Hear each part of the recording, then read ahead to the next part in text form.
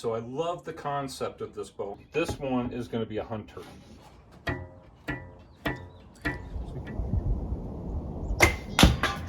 I don't have the riser materials out here as of yet. That has yet to be determined.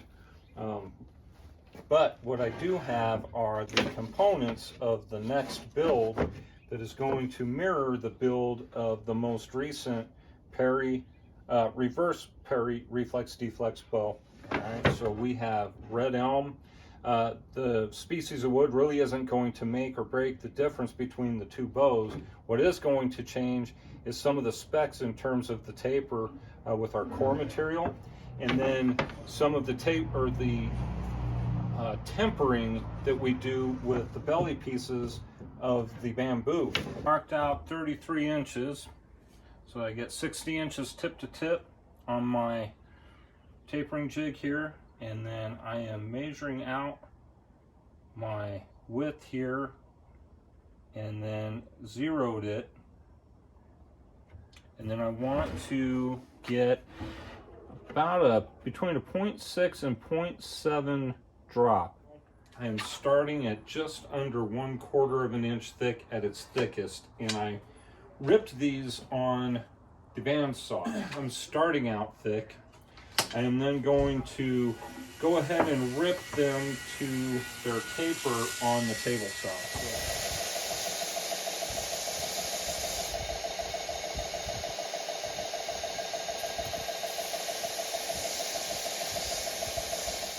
I am going to overbuild this bow to a certain degree. Going a little bit thinner on the backing, a little bit thicker on the belly facings, and the core is just a small measure thicker as well, with a little bit faster taper than the previous two builds. All right, so we should have a lot of fortification up here at the grip area to prevent any kind of hinge effect. Getting ready to glue all our parts together here for our third attempt at this design. Salvaged the riser off of the last bow and just shaped it back out again. I've got some tempered bamboo. I actually taped the outer edge, but you can see just with the scorch marks on the edges of these pieces of bamboo that they are clearly cooked all the way through. We are only going to be gluing our core and belly parts together.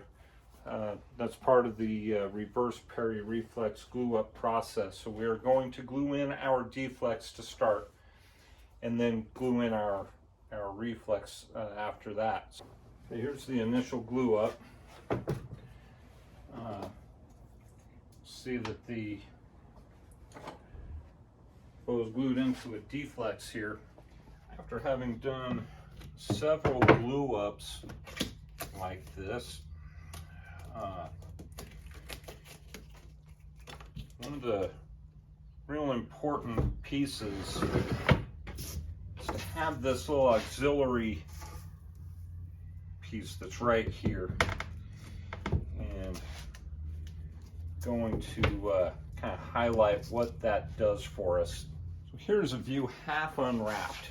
All right, so this piece would come up tight to everything and help keep that shape right through where the riser ends against the core in the facing strip here. All right, so you can see the benefit here. A nice, smoothly laminated surface. Truth be told, it doesn't get a whole lot easier, or at least uncomplicated, than just gluing a backing strip onto a bow. And if you're interested in the whole process of glue up, I have a video. I'll pop a card in here, or put a link in the description that goes through my entire process of gluing up a Reflex Deflex bow, and it is pretty exhaustive and pretty informative. All right, it's been 24 hours here.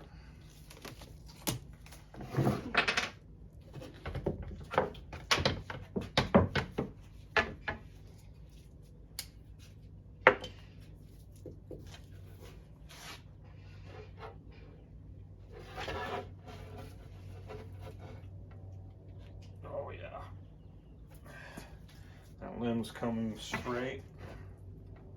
Yeah. Okay. I'm liking the initial glue up on this. Glue up seemed to go really well. Everything is cleaned up here.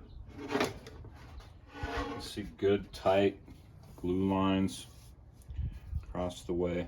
So no major issues, and of course cleaned up with the sander, and going to be able to get some good initial pulls going on this. So let's give her a ride. Got a string on this bow for the first time, and it has stretched the string out to this degree. I mean, I made it shorter, right, like a short long string. That is an 18 strand string right there.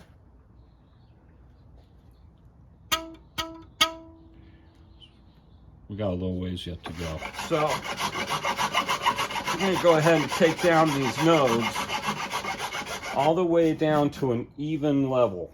So I hesitate to say flat, but even, because we've got a crowned surface here on our belly, and I don't want to interrupt the crown of the belly. Just take down the node.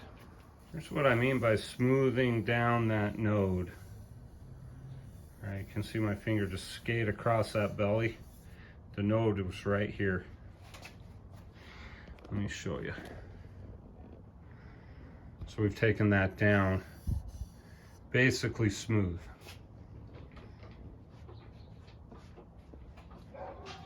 Got her strung for the first time. So I will tell you that this, and she's starting to show a little bit of one limb being stronger than the other. I don't know if you can see that.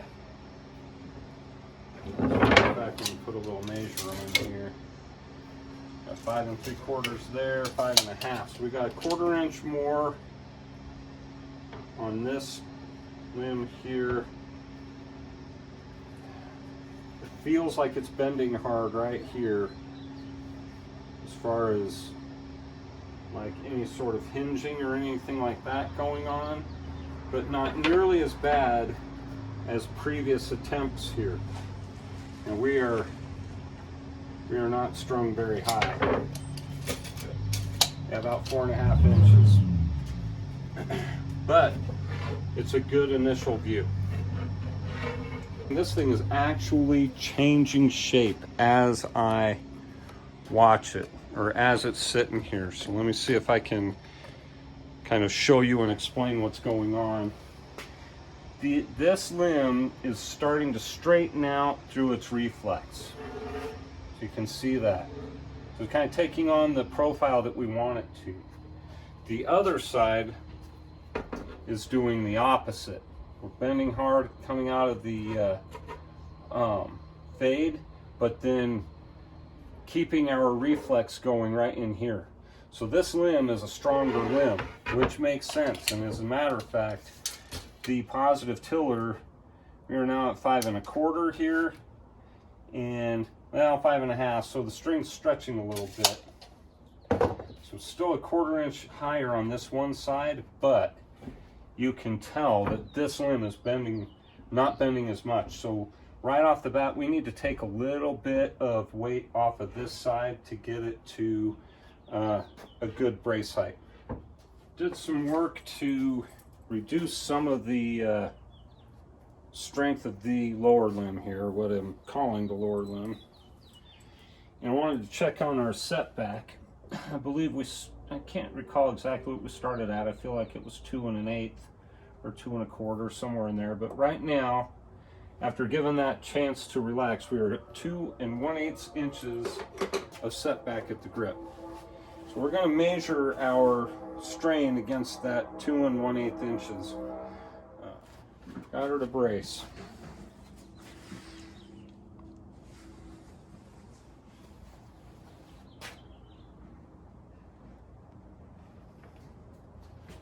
Let's take a listen right quick. So you can hear the tone on that string is not super high pitched. So I'm not dealing with too awful much strain. Okay, now I've got little flat spot here that I want to try and work out.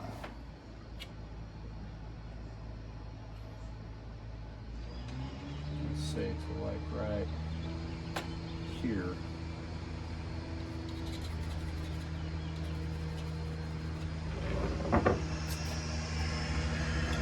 There's a spot down here that isn't bending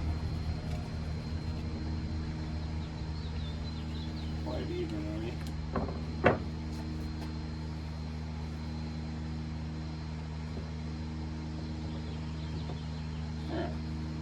Do a little bit more, couple more tillering corrections here on the brace height. I want to give a view of where we're at here for string follow. So I just unstrung this bow. We are just unstrung, and we are sitting at like 1 7/8. 1 7/8. So about a 1/4 inch of set right out of the unstringing. All right, so we're going to be taking set along those lines, you know, as we work our way through. But as of now, 1/4 inch right after being unstrung. So in the meantime, I'm going to do a little more corrections on that tiller. This is the best view I can give you, since I can't get it to sit still on the workbench, but we're getting mostly even bend. I'm pretty pleased with where we're at as far as the brace height is concerned, the initial tiller. So we are sitting at about 6 1/4 inches brace height. We got 7 inches on that limb, just under 7 inches on what I guess would be considered the lower limb. Might have just a little bit of a sweep in here that we need to take care of, but I can kind of see the corresponding sweep there. So looking from way back here, I feel like those limbs are bending evenly. So I'm going to call this officially the brace height. We're going to call that a day right there. Give it a little time to sit still, learn how to bend. Next week we'll get started on tillering in earnest. So thanks for joining me this week, and yeah, don't miss out on next week. We'll start getting this thing tillered. I will see you then.